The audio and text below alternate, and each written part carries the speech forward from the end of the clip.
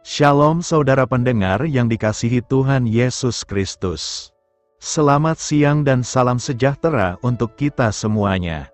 Selamat datang kembali di Renungan Rohani pada siang hari ini.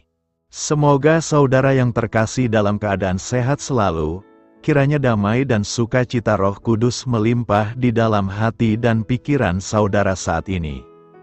Sebelum kita mulai renungan pada siang hari ini, marilah kita bersama-sama berdoa. Allah Bapa yang baik dan ajaib, Bapa yang bertahta di kerajaan sorga, Bapa yang kami kenal di dalam Tuhan Yesus Kristus. Terima kasih atas penyertaan yang Tuhan berikan kepada kami atas siang hari yang indah ini. Terima kasih telah memberi kami kesempatan untuk selalu dapat bersyukur atas segala pekerjaan yang kami kerjakan. Maka dari itu, kami mohon kiranya Bapa berkenan menyertai kami selalu di sepanjang hari ini. Terima kasih atas berkat-Mu hingga saat ini kami masih bisa merasakan kebaikan-Mu dan buatlah agar kami selalu mengucap syukur kepada-Mu. Tuhan Yesus Kristus, terima kasih pada saat ini kami masih bisa bekerja.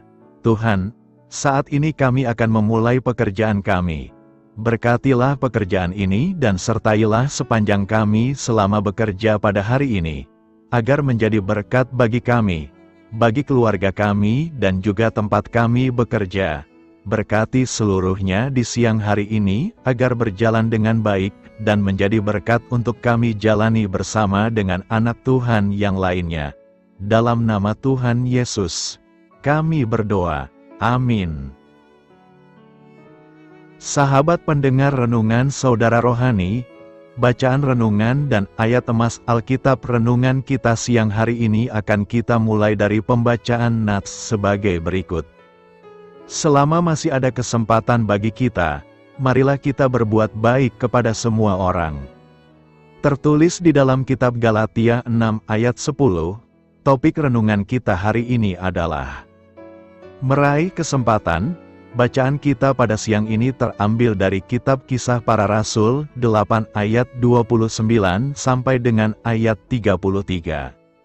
Lalu kata Roh kepada Filipus, "Pergilah ke situ dan dekatilah kereta itu." Filipus segera ke situ dan mendengar sida-sida itu sedang membaca kitab Nabi Yesaya. Kata Filipus, "Mengertikah Tuan apa yang Tuan baca itu?" Jawabnya, "Bagaimanakah aku dapat mengerti kalau tidak ada yang membimbing aku?" Lalu ia meminta Filipus naik dan duduk di sampingnya. Nas yang dibacanya itu berbunyi seperti berikut, "Seperti seekor domba ia dibawa ke pembantaian, dan seperti anak domba yang keluh di depan orang yang menggunting bulunya, demikianlah ia tidak membuka mulutnya. Dalam kehinaannya berlangsunglah hukumannya. Siapakah yang akan menceritakan asal-usulnya? Sebab nyawanya diambil dari bumi." Ayat renungan kita ini terambil dari kitab Kisah Para Rasul 8 ayat 29 sampai dengan ayat 33. Kata mutiara renungan kita hari ini adalah, saat Roh Kudus memberikan dorongan, bertindaklah. Mari kita mulai renungan siang kita. Baiklah, mari kita mulai segmen kisah inspiratif. Hujan deras mengguyur di luar ketika Marcia, direktur Jamaican Christian School bagi kaum tunarungu, menjadi pembicara untuk kelompok kami. 34 remaja dan beberapa orang dewasa terdaftar di sekolah itu. Namun, seorang siswi kami tampaknya tidak terganggu oleh hujan di luar atau oleh anak-anak yang berlarian keliling ruangan. Remaja itu mendengar Marcia berkata, "Saya bermimpi dapat memiliki tempat bermain bagi anak-anak ini." Siswi ini mengingat-ingat perkataan Marcia, dan melalui dorongan dari Tuhan, ia mewujudkan impian itu menjadi suatu gagasan. Kemudian pada hari itu juga ia berkata kepada saya, "Kami akan kembali dan membangun tempat bermain bagi mereka." Suatu kesempatan pelayanan telah dibukakan. Setelah lewat 4 bulan, pada hari hujan di Jamaika, kami mengadakan perayaan di ruangan yang sama. Kami berkumpul di sebuah tempat bermain yang terbuat dari kayu, lengkap dengan luncuran, tangga bermain, palang-palang panjatan, ayunan, benteng, dan rekstok gantung. Seorang siswa meraih kesempatan itu dan sebuah impian terwujud.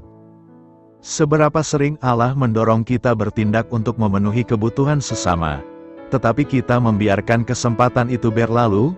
Berapa kali Roh Kudus mendorong kita untuk mengatakan atau melakukan sesuatu dalam nama Yesus, tetapi kita mengabaikan dorongan itu, seperti halnya Filipus dalam Kisah Para Rasul 8, marilah kita menghormati Tuhan dengan meresponsnya melalui tindakan. Raihlah setiap kesempatan yang Allah berikan untuk melayani sesama dalam namanya. Dituntun oleh Roh. Kisah Para Rasul 8 ayat 29 berkata, lalu kata Roh kepada Filipus, pergilah ke situ dan dekatilah kereta itu. Roh Allah memegang peran penting dalam perjalanan hamba-hamba Tuhan. Hal itu terlihat dari nas hari ini. Dari teks ini kita mengerti bahwa salah satu kerinduan terbesar dari pribadi Roh Kudus adalah memimpin hamba-hambanya untuk menyampaikan kesaksian atau memberitakan Injil Yesus kepada orang lain. Untuk alasan itulah Roh Kudus membawa Filipus untuk menjumpai seorang sida-sida dari Ethiopia, seorang pembesar, kepala perbendaharaan Sri Kandake, Ratu Negeri Ethiopia, untuk memberitakan Injil kepadanya. Ada beberapa hal yang menarik dari kisah ini, yaitu jalan di mana terjadi perjumpaan Filipus dengan sida-sida itu adalah jalan sunyi. Sida-sida itu dalam perjalanan pulang ke negerinya sedang membaca kitab Yesaya, tetapi kurang mengerti maknanya. Filipus menanyakan apakah sida-sida itu mengerti apa yang sedang dibacanya. Ia meminta Filipus naik ke kereta dan duduk di sampingnya untuk menjelaskan maksud dari ayat-ayat yang dia baca. Sida-sida itu menjadi percaya dan mengakui bahwa Yesus Kristus adalah Anak Allah. Dari peristiwa ini kita lihat bahwa Roh Kudus tahu ada satu jiwa di jalan sunyi yang sangat haus akan kebenaran, yang hatinya telah siap untuk menerima kebenaran Injil Yesus yang menyelamatkan. Dialah yang menggerakkan dan memimpin Filipus menginjili sida-sida itu. Kita melihat inisiatif Roh Kudus dan ketaatan Filipus melakukan apa yang Roh Kudus perintahkan telah menghasilkan satu jiwa yang dipindahkan dari maut ke dalam hidup. Kesediaan Filipus untuk bekerja sama dengan Roh Kudus menunjukkan salah satu ciri utama dari mereka yang dipenuhi Roh Kudus. Arti dari penuh Roh Kudus adalah dikuasai, dipenuhi sampai melimpah, dipimpin oleh Roh Kudus. Untuk apa? Menjadi saksinya. Di sekitar kita ada begitu banyak jiwa-jiwa yang haus dan berlapar seperti sida-sida itu, yang membutuhkan keyakinan akan keselamatan jiwa mereka. Mulailah mendoakan mereka dengan sungguh-sungguh serta meminta penguasaan Roh Kudus dalam hidup kita untuk memimpin kita bersaksi kepada mereka. Karena itu, berilah diri kita dituntun oleh Roh Kudus untuk memberitakan Injil kepada semua orang di sekitar kita. Harus lebih taat kepada Allah daripada manusia. Kisah Para Rasul 5 ayat 29 berkata, tetapi Petrus dan rasul-rasul itu menjawab, katanya, kita harus lebih taat kepada Allah daripada kepada manusia. Ketaatan kita harus lebih besar kepada Allah daripada manusia. Ketaatan pada Allah adalah salah satu nilai inti dari tindakan iman kita. Nilai ketaatan ini mengandung makna pengucapan syukur kepada Allah. Jadi nilai ketaatan ini mula-mula tidak didasarkan pada rasa takut yang diwujudkan dalam kerja nyata sebagai anugerah yang Tuhan telah percayakan kepada kekuasaan yang lebih tinggi daripada dirinya sendiri. Misalnya, ketaatan seorang hamba kepada majikannya. Ketaatan ini juga bukan bukti adanya paksaan dari pihak luar yang mewajibkan tiap-tiap pribadi untuk mengikatkan diri padanya. Ketaatan di sini mempunyai makna sebagai sebuah kata kerja yang dengan sadar dipilih dan dilakukan oleh masing-masing pribadi yang menempatkannya sebagai salah satu nilai dasar bagi kehidupannya. Ketaatan pada Tuhan seringkali diidentikan dengan ketaatan seseorang pada agama atau kepercayaan yang dipeluknya, Ini terkait dengan sejauh mana seseorang tersebut berafiliasi dengan salah satu institusi agama tertentu. Ketaatan pada Tuhan juga acap kali dikaitkan dengan pandangan seseorang terhadap agama-agama dan relasi antara agama-agama tersebut. Ketaatan kita kepada Tuhan harus tampak juga dalam ketaatan kita pada orang tua. Ketaatan kita kepada orang tua seharusnya dilandasi oleh ketaatan kita kepada Allah.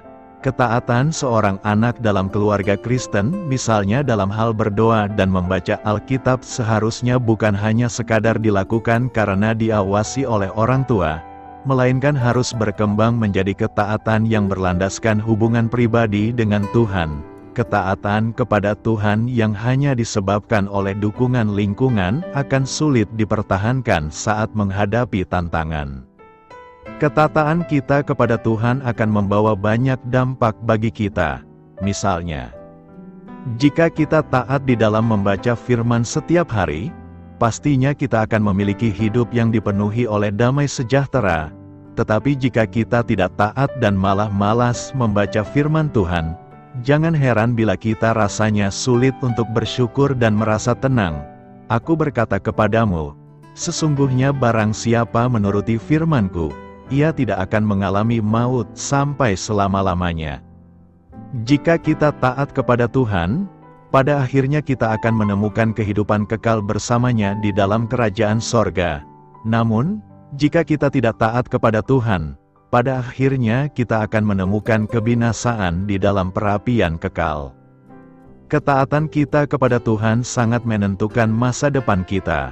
Ketaatan bukanlah soal mencoba, melainkan soal percaya. Obedience is less about trying and more about trusting. Karena itu, taatlah kepada Tuhan sebagai bukti kita percaya kepadanya. Mengapa orang-orang percaya di Samaria tidak menerima Roh Kudus? Dalam Kisah Para Rasul 8 ayat 12 kita membaca tentang sekelompok orang Samaria yang percaya kepada Filipus yang memberitakan Injil tentang kerajaan Allah dan tentang nama Yesus Kristus, dan mereka dibaptis, baik laki-laki maupun perempuan.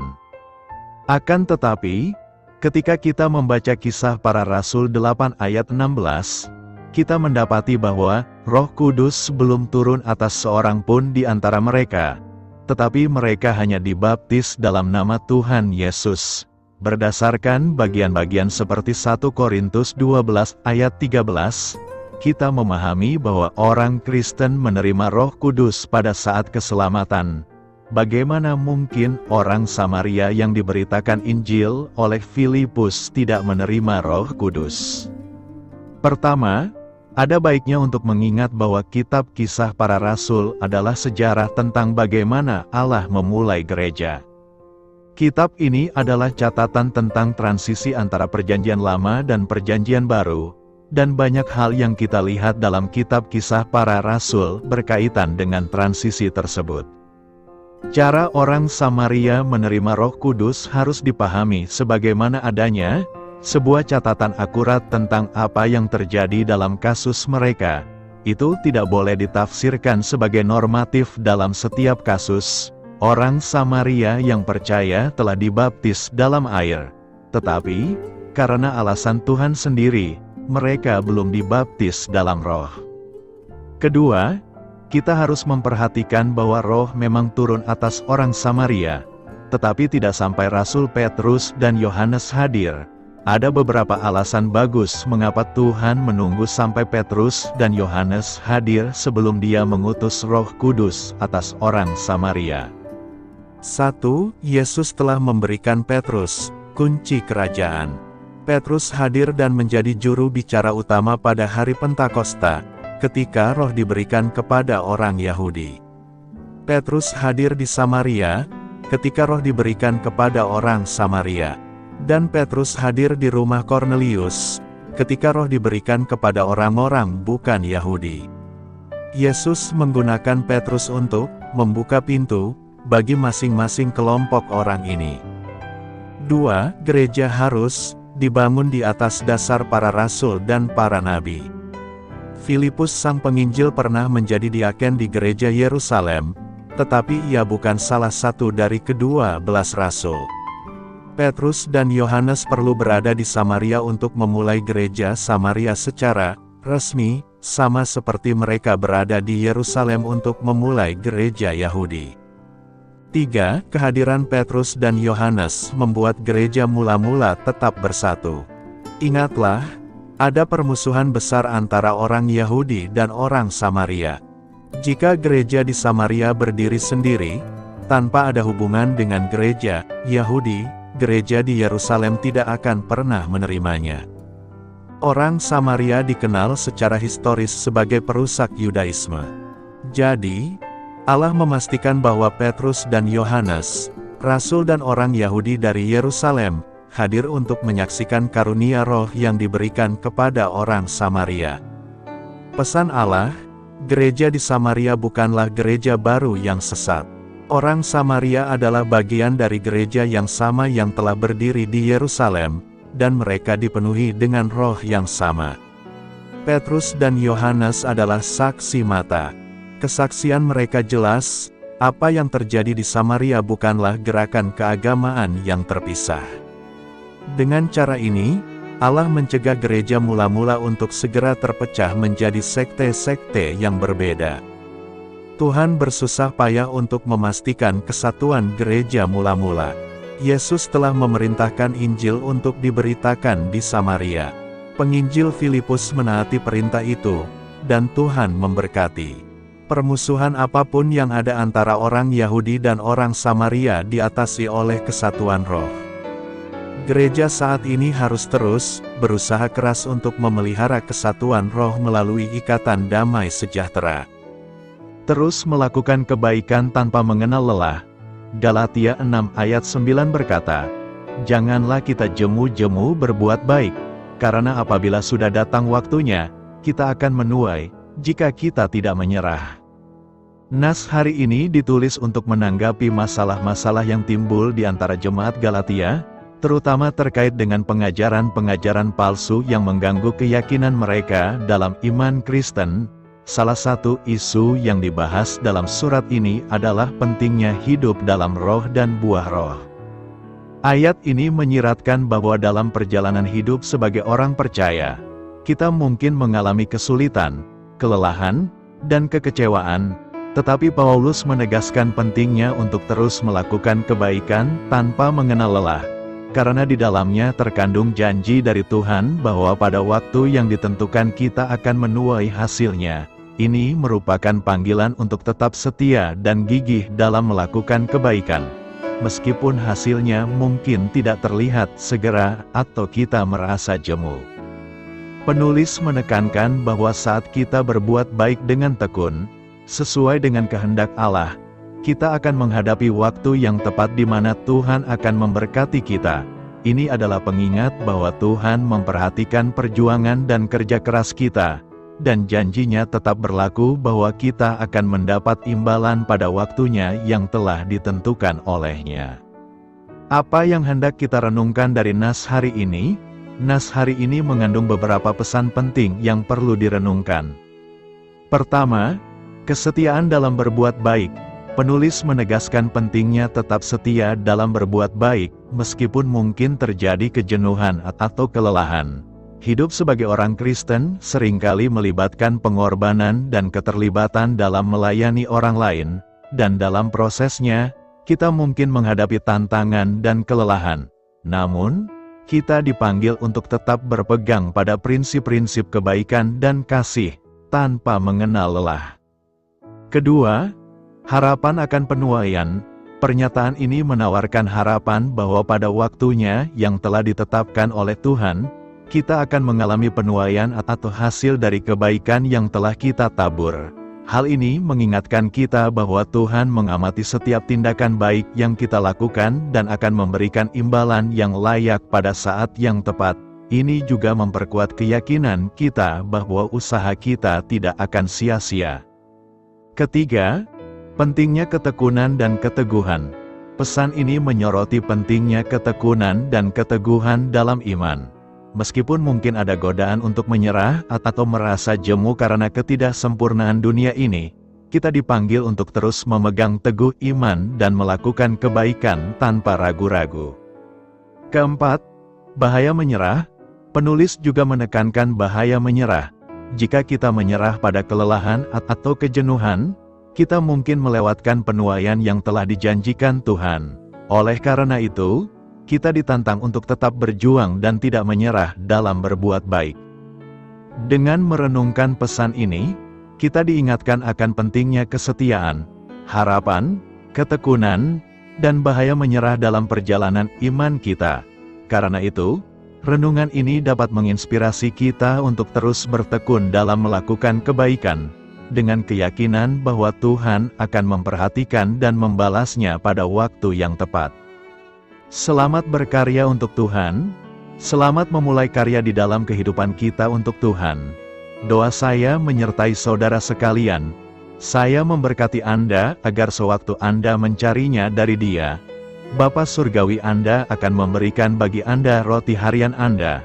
Dalam nama Yesus Kristus, Tuhan yang berkuasa atas alam semesta dan menuntun kita kepada iman yang menyelamatkan, Tuhan Yesus menyertai senantiasa. Tuhan memberkati.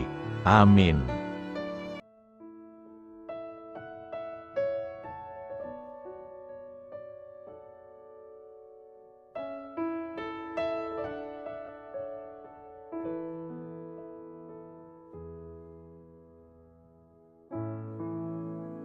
Demikianlah renungan firman Tuhan pada siang hari ini. Semoga menjadi kekuatan di dalam hidup kita dan menjadikan kita pribadi yang lebih sukses. Sebelum kita memulai aktivitas hari ini, marilah kita berdoa. Bapa kami yang ada di sorga, terima kasih atas kasih dan kebaikan Tuhan yang begitu besar buat kami. Tuntunlah perbuatanku agar di sepanjang hari ini saya bisa bekerja sebaik-baiknya, tidak pernah jemu menolong sesama, selalu ramah dan tahu terima kasih, menghayati iman dan mengamalkannya dengan sekuat tenagaku. Semua ini saya sampaikan kepadamu, dengan pengantaraan Kristus, Tuhan kami. Allah, Bapa kami bersyukur kepadamu, bahwa dengan bekerja kami boleh ambil bagian di dalam karya-Mu mensejahterakan dan membahagiakan umat manusia. Kami mohon bimbingan-Mu dalam melaksanakan pekerjaan kami hari ini. Bimbinglah kami agar sanggup bekerja dengan semangat kasih, dengan riang, rajin dan jujur. Terima kasih, Tuhan. Amin. Dalam nama Tuhan Yesus Kristus Tuhan dan Juru Selamat kami, Bapa kami yang baik, kami mengucap syukur dan berdoa. Amin. Biarlah firman Tuhan menjadi pengingat untuk kita semua, bahwa tuntunan dari Roh Kudus akan selalu memberi jalan keluar bagi setiap permasalahan hidup kita, dan memberi kedamaian di hati kita. Amin. Sampai jumpa di renungan siang saudara rohani berikutnya. Shalom.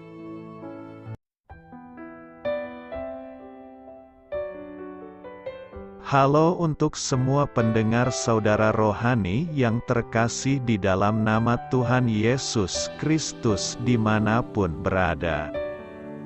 Mari dukung kami, tim redaksi renungan harian saudara rohani dengan cara memberikan bantuan, kritik dan masukan. Saudara dapat memberikan masukan melalui kolom komentar di bawah atau mengirim kepada kami langsung melalui email yang tertera di layar Anda, saudararohani@gmail.com. Jika saudara terberkati melalui renungan ini, saudara dapat mendoakan kami dan memberikan bantuan lainnya dengan mengirim email kepada kami. Saya berdoa agar saudara sekalian bahagia dan sehat selalu. Amin.